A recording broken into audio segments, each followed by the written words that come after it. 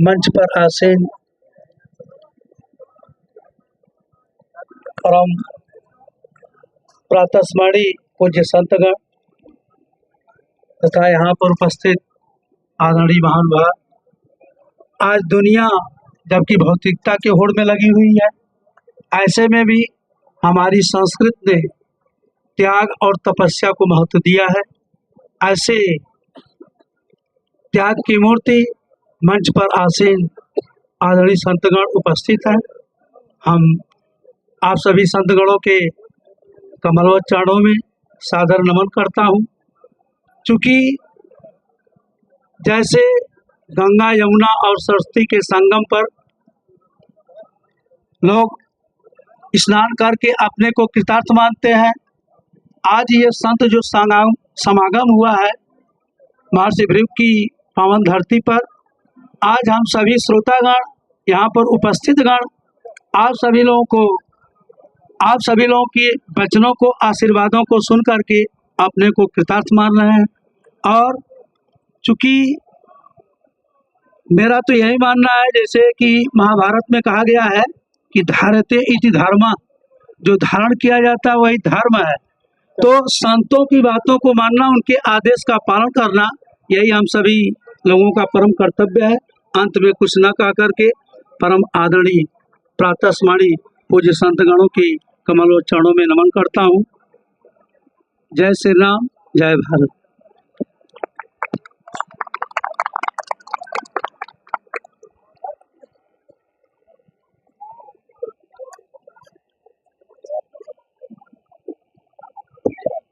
हाँ, आदर्शी क्रम में वक्ताओं के क्रम में मैं श्री अश्विनी तिवारी जी का आमंत्रित करता हूँ आकर के अपने कुछ शब्दों से और इस संत समागम पर अपना वक्तव्य रखें।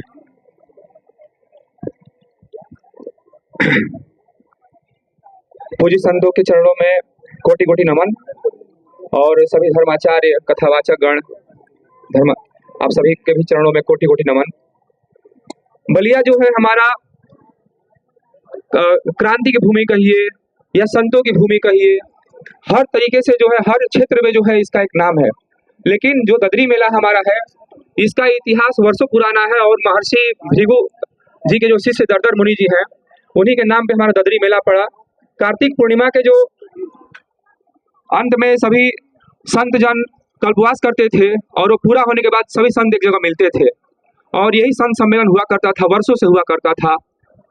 तो इस संत सम्मेलन की परंपरा को हमको बनाए रखना है और आप सभी धर्माचार्य संत जन इस बात पे जो है जरूर ध्यान दें। साथ ही साथ बहुत कम शब्दों में अपनी बातों को, मुख्य बिंदुओं को छूते हुए मैं बोलना चाहता हूँ कि चूंकि आप सभी धर्माचार्य अलग अलग क्षेत्र से आए हैं, तो महाराज जी आज हमारे सनातन धर्म में कई तरह की चीज़ों को जो है लोप हो रहा है। पहला चीज़ है महाराज जी कि हमारे गांव के मंदिरों में आरती जो है, आरती में जो है ठीक है हमारे जो मंदिरों में जो है आरती है, कई मंदिरों में हो रहा है, कई मंदिरों में नहीं हो रहा है। लोग समय से जुट नहीं पा रहे हैं, यहाँ तक कि घंटा बजाने के लिए मशीन रखना पड़ रहा है। साथ ही साथ महाराज जी गुरुकुल का भी जो है गांव में एक संस्कार केंद्र जरूर होना चाहिए, जिससे कि बच्चे जो है संस्कार विहीन ना हो, नशे की लत में ना पड़े। जो बच्चा हम लोगों के धर्म में गायत्री मंत्र बच्चे बचपन से जपते थे और वो जो बच्चे इस तरह के संस्कारों में रहते थे वो बिगड़ नहीं सकते थे, किसी नशे की आदी नहीं हो सकते थे। लेकिन आजकल मॉडर्न युग में पश्चिम सभ्यता का असर है, बच्चे सब जो है कई तरह के नशे में कम आयु में ही जो है कई तरह की बीमारी और नशे की लत में जो है पड़ जा रहे हैं। तो कृपया अपने बच्चों को जो है धर्म संस्कृति में जो हमारे अच्छे महापुरुष हैं, उनके श्री राम जी का या गीता रामायण, इनके कथा जरूर उन्हें सुनाएं। और प्रातः काल उठिके रघुनाथा मात पिता गुरु नावहि माथा, जो संस्कृति थी उसको हम बनाए रखें। और इतना बहुत बहुत धन्यवाद आप सबका। और मंदिरों की मर्यादा कायम रहे, गुरुकुल का गांव में स्थापना हो, एक गुरुकुल संस्कार केंद्र जरूर हो। जिस तरह से बच्चे मैथ मतलब हर एक चीज का कोचिंग करने जाते हैं, कम से कम हर रविवार को ही मंदिरों में कम से कम बच्चों को जो है संस्कार दिया जाएगा। बच्चे तुम प्रातः काल उठ करके अपना सब्जेक्ट याद करो, प्रातः काल उठ करके थोड़ा योग करो या थोड़ा भजन करो, चाहे संस्कृति से अपना जो है जुड़े रहें। पश्चिम सभ्यता को अपना करके जो है आज बच्चे नशे की लत और कई सारी चीज़ों में जो है पड़ रहे हैं। तो इन सब से बचने की हमें जो है ज़रूरत है। धन्यवाद। बहुत बहुत सुंदर, धन्यवाद। अब जिस के लिए हम लोग प्रतीक्षित थे, संत समागम, संतों की वाणी को सुनना, संतों के मन में क्या चल रहा है, ये सब हम लोग जानने के लिए उत्सुक है। तो इसी क्रम में संतों की वाणी प्रारंभ हो। मैं देखिए, बड़ा ही सौभाग्य का विषय है कि संत लोग यहाँ पधारे हुए हैं। इनके मन में क्या है, इस मेला के अवसर पर ददर मुनि के जो आश्रम में जो मेला लगता है, इनके मन में क्या है, इनकी भावनाएं क्या है, क्योंकि संतों की महिमा तो अभी आप लोग अनेक वक्ताओं के द्वारा सुन चुके हैं। मैं यह सुनना चाहता हूँ,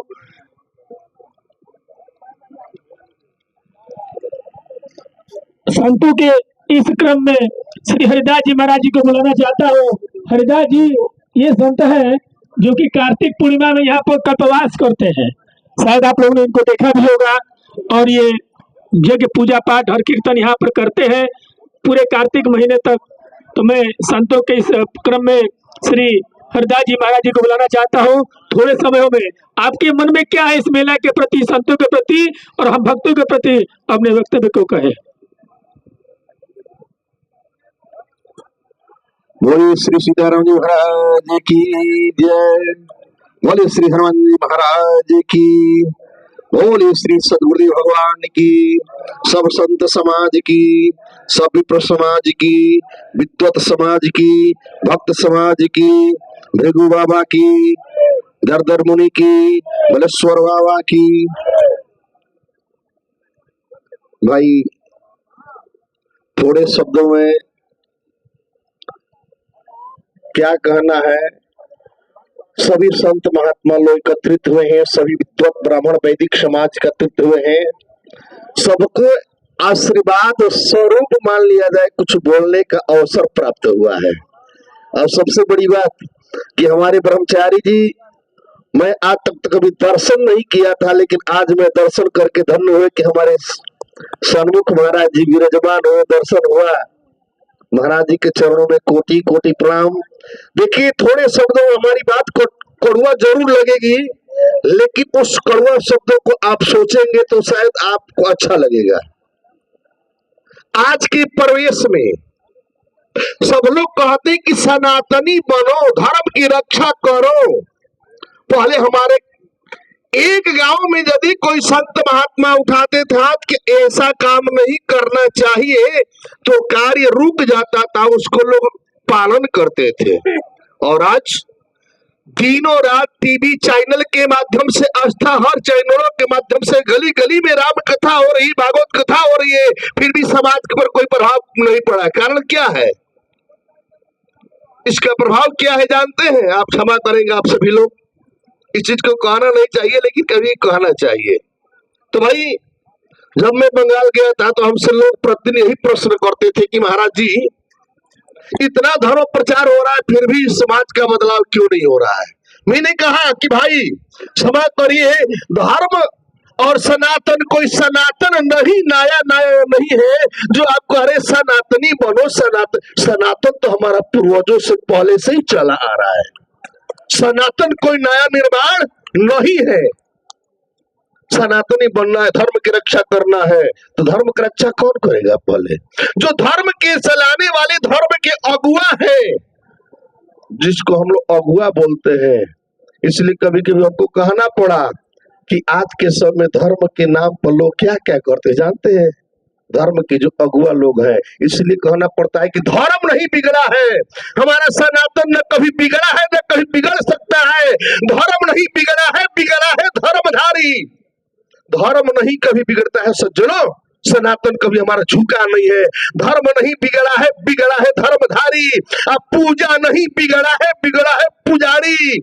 और शासन नहीं बिगड़ा है, बिगड़ा है कर्मचारी। अब बेटा नहीं कभी बिगड़ा है, बिगड़ा है उसका बाप महतारी। यदि एक गाछी लगाए है, उस गाछ को शुरू से ही हम खड़ा करने के लिए मदद करेंगे तो गाछ बिगड़ने वाला नहीं है।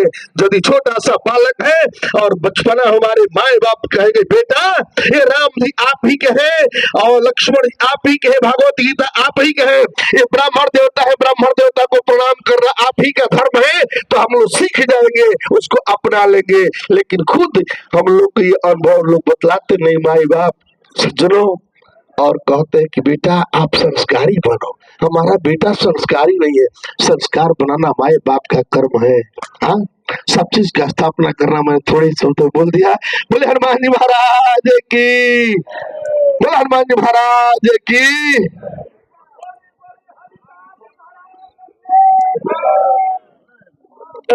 हमारे महाराज जी ने उद्घोष किया कि भाई धर्म नहीं बिगड़ा है, धर्म को धारण करने वाले लोग बिगड़ गए हैं।